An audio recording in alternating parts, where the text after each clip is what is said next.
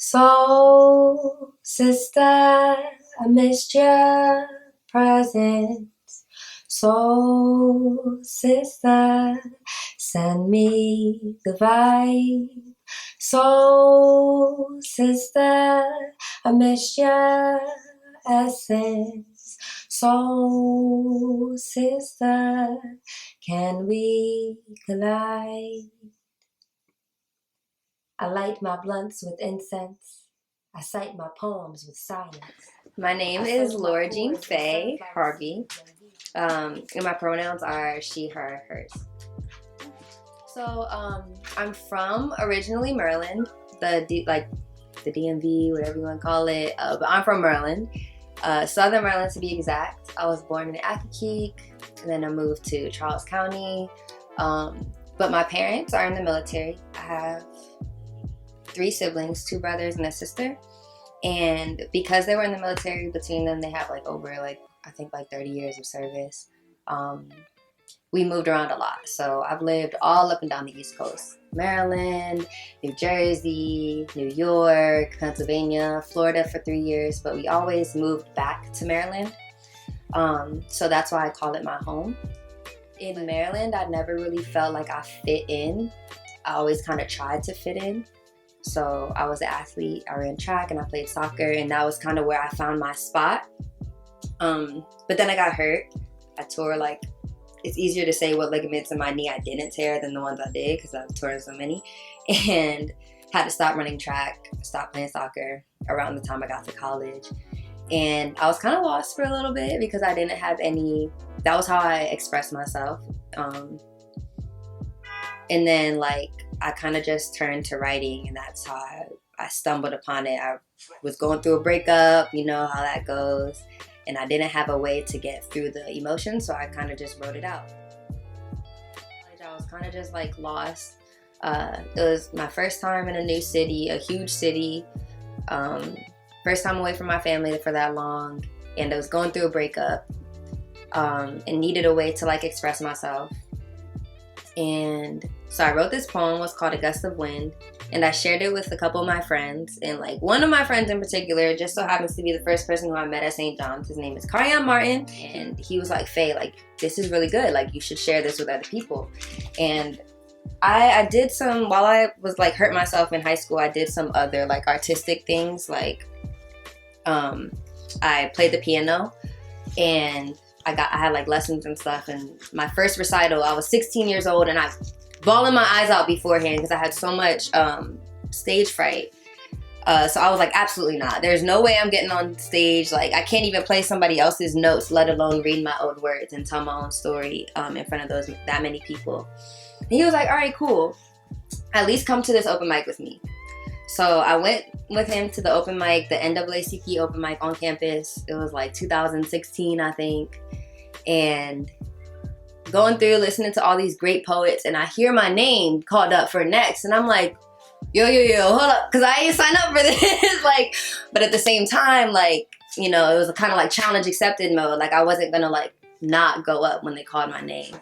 So I went up there, I read A Gust of Wind, and I got a standing ovation. I was like, oh, I'm kind of good at this, it's something I want to do. And so I did that a couple more times, and now I'm here. Flowers and sunflower seeds, and heed to she, the highest. Bathe in the sun for energy. Laugh at those who doubt me.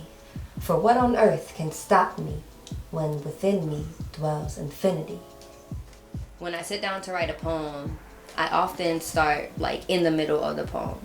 And I kind of expand as I'm exploring the emotion or the experience or whatever it is. And when I finish a piece, it's kind of I'm holding my breath.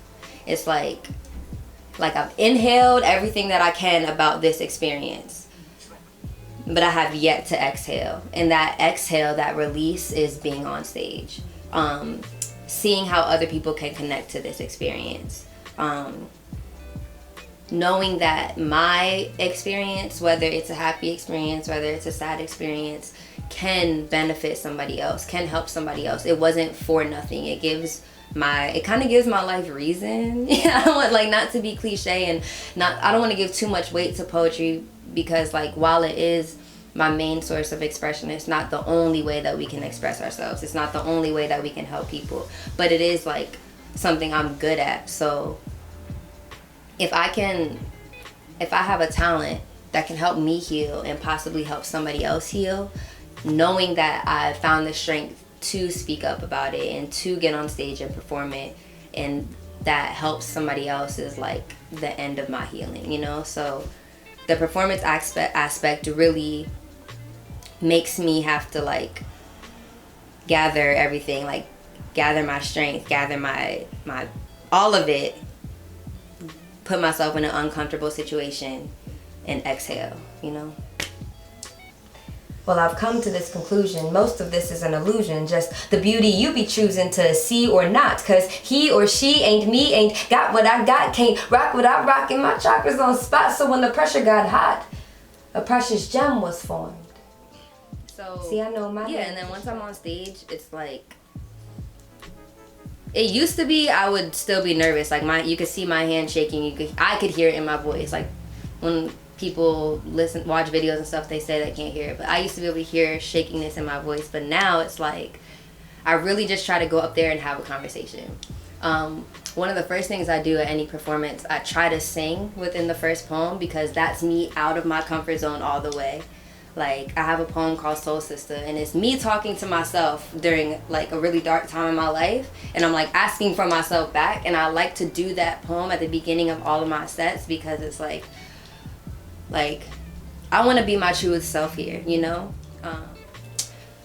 Let me say this. Maya Angelou, James Baldwin, and Zora Neale Hurston are three of my favorite writers.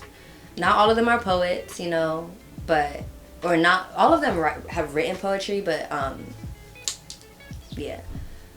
I really enjoy the dimension that they bring to the Black experience. Because I don't even like the term the Black experience, because there are so many different experiences. We all, yes, deal with the same foundational things sometimes, unfortunately.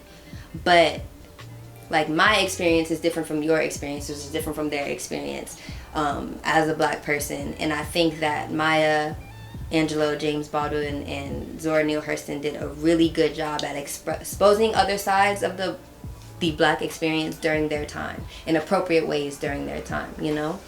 Specifically Maya, because she has this like softness in everything that she writes, you know? And I don't think anybody would really like describe Maya Angelou as like a quote unquote soft woman, you know what I mean? Like she has a powerful presence. You can see that in all of her interviews, just the way that she speaks. It's like she's claiming her space and she's filling it up. She's not giving too much or leaving any out. But in her writing, there is still that like softness. There's that femininity, and it's so beautiful the way she does it sometimes. She can be talking about some really heavy things and it still feel delicate, and it still feel like you can kind of reach out and touch it, but you don't want to grab too hard because it'll just slip through your fingers, you know? And I try to do that with my writing. You know, I feel that softness in me, like as a person. So yeah, I really appreciate her writing and her legacy overall. Like that's just a phenomenal woman, you know? But yeah. And then Zora, she's my favorite author because Their Eyes Were Watching God is a masterpiece, period. Like, and then James Baldwin for one quote, because it made me look at the world completely differently. And the quote is from the book, The Fire Next Time. I don't know if I'm going to say the quote verbatim, but something along the lines of, in order for the white man to, he said, in order for the white man to accept the Black man as his equal, he has to forget everything that he knows about being a white man. And I think that is so applicable to anybody. It doesn't matter. Like, I could be like, in order for Faye Harvey to accept Lizzie as her equal, I have to forget everything that I know. You know what I mean? Like, that's not true. But you know, like, you can apply it to so many different situations, and it just really makes you it made me consider the world from so many other perspectives. You know what I mean? Like, if you were not raised to see this person as your equal, it's going to take a lot for you to change what you know. The end of that quote was, and that's a lot for him to ask of a man to forget everything that he knows about himself, and it is, you know, but it's something that's so necessary for us to do to understand each other. And so I thank James Baldwin so much for bringing that to me, because I never would have been able to see the world through the eyes of somebody else, or even try to, or even feel the need to, if I did not read that book. Honestly, y'all, like, excuse me if I start crying, but I would not be here. Ooh, that's a question. I would not be here without poetry. Like, there have been times where, like, life just got real hard and real dark, and it didn't really seem like there was a way out, and I wrote my way out, you know. Soul Sister, that poem, like, that really helped me through a lot, you know, like, so. And Zion, without Zion I wouldn't be here either. But yeah, no, like, without poetry I probably would not be here. So thanks, poetry. See, I know my name's a strain of gold. Honey seeps from every scar. Behold, I bleed no more. Love fills these veins. No hate remains. I've been reborn.